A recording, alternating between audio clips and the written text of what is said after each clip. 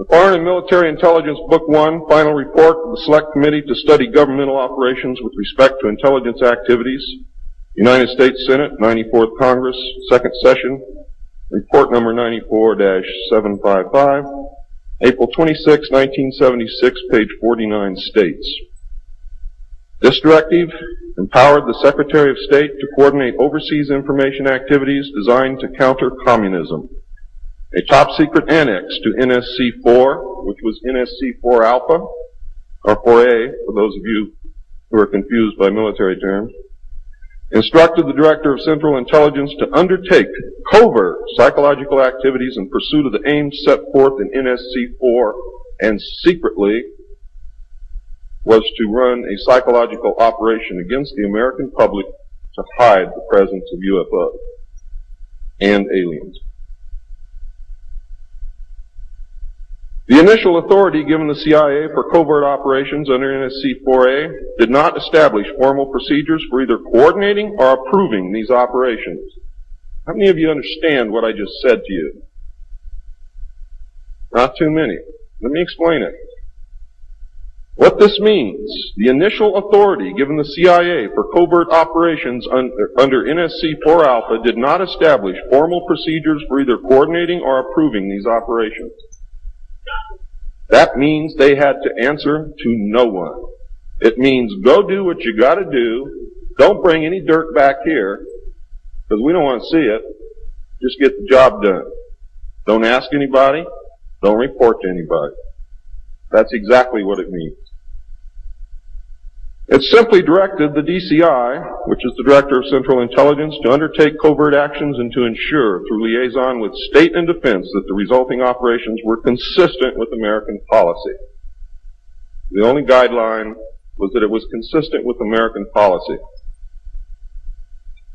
Later, NSC-10-1 and NSC-10-2 were to supersede NSC-4 and NSC-4A, and NSC-10/1 was to establish the Office of Policy Coordination, or the OPC, was chartered to carry out an expanded program of covert activities. It was directly responsible for the alien task projects, and it was the direct forerunner of MJ-12. NSC-10-1 and 10-2 validated illegal and extra-legal practices and procedures as being agreeable to the national security leadership. The reaction, of course, was very swift. In the eyes of the intelligence community, no holes were barred. Under NSC-10-1, an executive coordination group was established to review, but not approve, covert project proposals. Why? Because if you've ever read or known anything about President Truman, he was a mean little guy, and he didn't believe in trusting everybody else to do the right thing, and he kept the power solidly in his hands. He did not give it to anyone.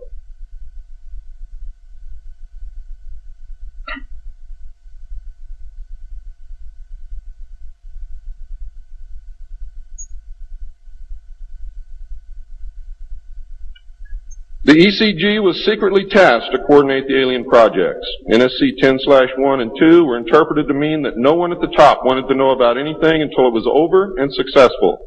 These actions established a buffer between the President and the information, and it's important that you understand this because it's important later. It was intended that this buffer serve as a means for the President to deny knowledge if leaks divulged the true state of affairs. That is to prevent the collapse of the government. If the President can stand up and say, I didn't know about it, the government can survive. If the President cannot say that, then you have a very, very dangerous situation indeed. The buffer was used in later years for the purpose of effectively isolating succeeding presidents from any knowledge of the alien presence other than what the secret government and the intelligence community wanted them to know. NSC-10-2 established a study panel which met secretly and was made up of the scientific minds of the day and may very well have included some of those names which are on the fraudulent document known as Majestic 12 of the Eisenhower briefing document, which is in reality a contingency plan to lead you right through the Rose Garden.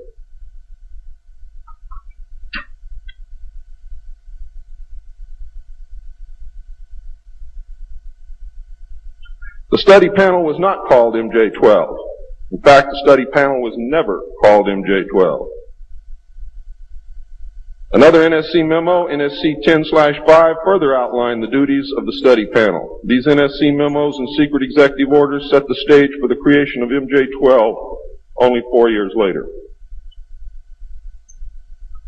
Now it gets nasty. Secretary of Defense James Forrestal began to object to the secrecy. He was a very idealistic and religious man who believed that the public should be told.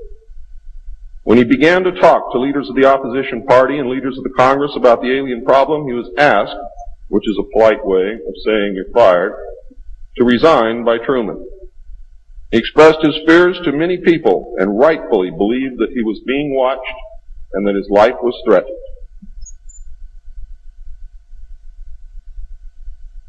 This was interpreted by those who were ignorant of the facts as paranoia, because most people had no knowledge of what was really going on.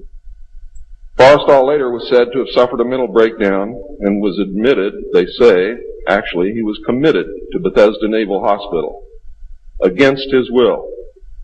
In fact, it was feared that Forrestal would begin to talk again and he had to be isolated, discredited, and shut up. Sometime in the early morning of May 22nd, 1949, agents of the CIA tied a sheet around his neck, fastened the other end to a fixture in his room, and threw James Forrestal out the window. The sheet tore, and he plummeted to his death, and he became one of the first victims of the cover-up. The live alien that had been taken from the 1949 Roswell crash was called EB. It was short for extraterrestrial biological entity, and all aliens are not called EB. EB had a tendency to lie, and for over a year would give only the desired answers to questions asked.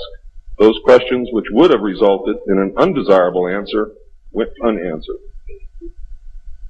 At some point during the second year of captivity, he began to open up, and the information derived from EB was startling, to say the least. And this compilation of his revelations became the foundation of what would later be finished, called the Yellow Book. Photographs were taken of EB, which among others, I and Bill English were to view years later in Grudge 13. Why do they keep the aliens in a Faraday-shielded environment? Because they have a tendency to disappear right through walls. And if you can prevent the transmission of electromagnetic energy, you can stop them from doing it.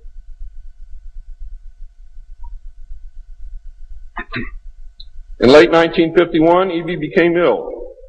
Medical personnel had been unable to determine the cause of EB's illness and had no background from which to draw. EB's system was chlorophyll-based, and he processed food into energy much the same as plants. Waste material was excreted almost exactly the same as plants. It was decided that an expert in botany was called for.